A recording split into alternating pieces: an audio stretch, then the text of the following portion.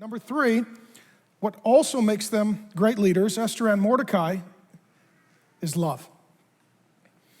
Chapter 8, verse 7, Then King Ahasuerus said to Queen Esther and to Mordecai the Jew, Behold, I have given Esther the house of Haman, and they have hanged him on the gallows because he intended to lay hands on the Jews. But you may write as you please with regard to the Jews in the name of the king, and seal it with a king's ring, for an edict written in the name of the king and sealed with a king's ring cannot be revoked. She's very passionate. She's saying, what about the people? What about our people? What about God's people? I'm passionate for God's people. And the king says, what else do you want? I crucified Haman in his yard, and I gave Mordecai all of his wealth. Now he's rich, and I put him in a position of leadership. And so he's the vice president, and you're the queen, and now you guys are going to be powerful and rich and famous and safe. What else do you want?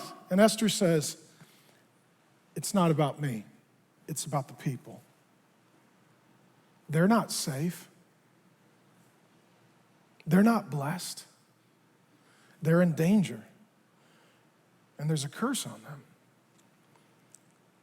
Now, she's a young woman.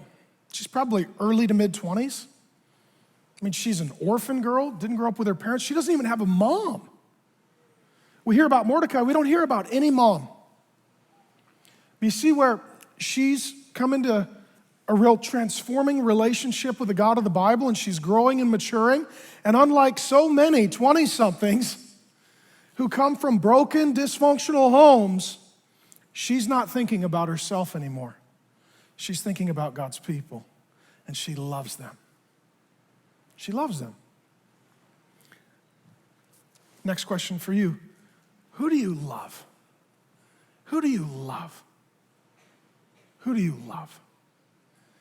I would beg you, I would plead with you, I would invite you to love God's people, to love other people, to love all people, but to have a particular affection for the family of God. She does. She loves God's people. And let me tell you this, I love you more than I've ever loved you. And I think that's the heart of God, that he loves his people. And what we see here in Esther is the heart of God. She loves God's people. And I can tell you, I've not probably said it enough, but I love you. I don't want to go anywhere. I don't want to do anything else. And I would ask you, who do you love? And do you love your church? Do you love the brothers and sisters in Christ? Do you love the family of God? Do you love the people of God?